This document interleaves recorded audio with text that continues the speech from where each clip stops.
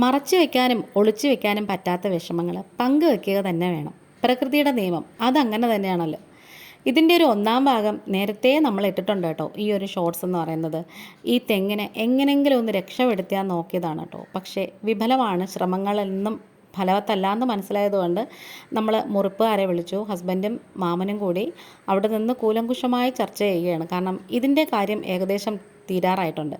അപ്പോൾ പിന്നെ ഇതേ അയലത്തുകാർക്കൊന്നും ശല്യം ആവാത്ത രീതിയിൽ ഇതിനെ എങ്ങനെയെങ്കിലും മുറിക്കണമല്ലോ, ഏത് വശത്തേക്ക് മറിച്ചിടാം എന്നൊക്കെ ഇങ്ങനെ ചർച്ചകൾ നടന്നുകൊണ്ടിരിക്കുകയാണ് കേട്ടോ.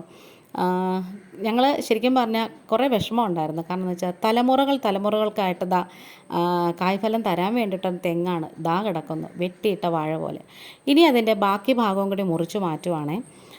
2-3 കഷ്ണങ്ങളായിട്ട് അതിനെ മുറിച്ച് മാറ്റിയപ്പോഴുണ്ടല്ലോ, ഇവിടെ ചങ്കിടിപ്പായിരുന്നു എല്ലാവർക്കും ഇത് കണ്ടപ്പോൾ. അപ്പോൾ ഇത്രയേ ഉള്ളൂ. എന്തായാലും നിങ്ങൾക്കൊക്കെ ഇപ്പോൾ സമാധാനമല്ലോ ചെല്ലികളെ.